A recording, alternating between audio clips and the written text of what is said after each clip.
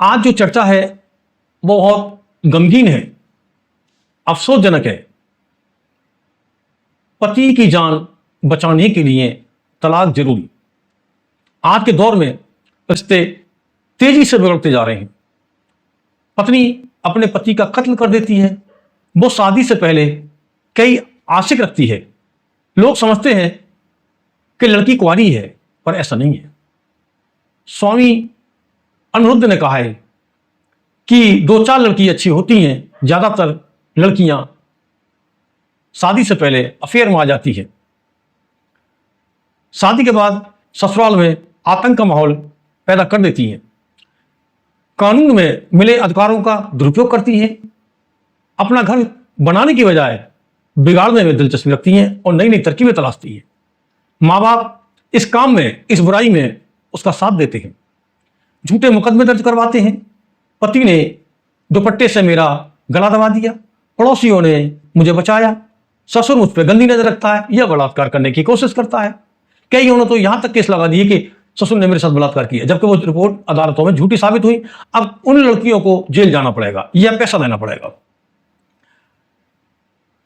पति बदचलन है, दोस्तों को लाता है, तरह तरह के बहाने। यहां तक कि अभी जो एक शादी आगरा से हुई थी, उस लड़की ने तो यहां तक कह दिया कि अब प्राकृतिक सेक्स यानी 377 करता है।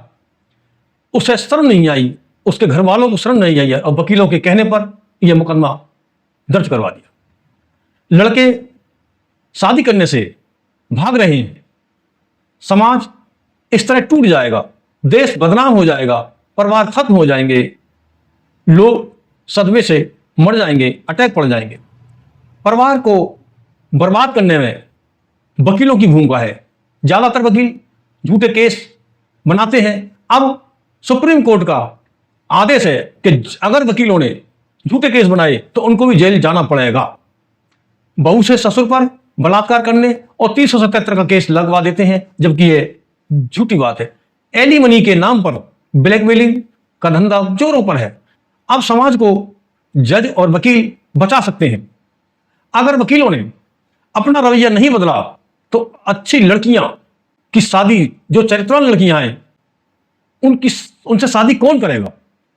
लड़के डर की वजह से शादी से कतरा रहे हैं। समाज को बचाना बहुत जरूरी है। कत्ल से बचने के लिए सहमति से तलाक होना बहुत जरूरी है, नहीं तो लड़कों की हत्याएं होती रहेंगी। वसूली का धंधा जोरों पर है। हमें दुआ देनी चाहिए आज के जजों को कि जजों ने यह हरकतें लड़कियों की पकड़ ली हैं कि वो वसूली अदालतों में खुले मन से कर रही हैं। उनको जरा भी शर्म नहीं आती। शादी से पहले जिन लड़कियों के पीछे लगे होते हैं, वो लड़की का घर नहीं बसने देते। बहुत से पेरेंट्स जबरदस्ती अपनी बेटी की शादी कर देते हैं समाज और इज्जत की खातिर। लेकिन इसका उल्टा होता है।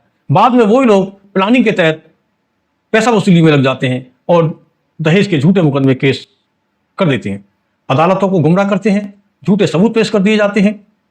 शादी से पहले लड़की के बच्चलन होने का पता नहीं लगता। आधुनिकता की आड़ में लड़की पक्ष ब्लैकमेलिंग कर रही हैं। उन्हें अपनी बरादरी और खानदान का खौफ नहीं, ख्याल नहीं।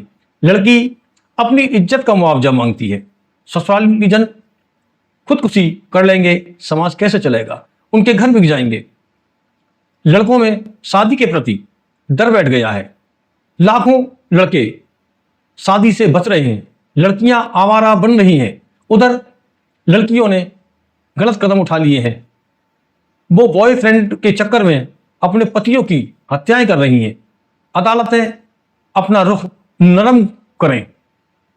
लड़के पक्ष को नाजायज सजा न दें।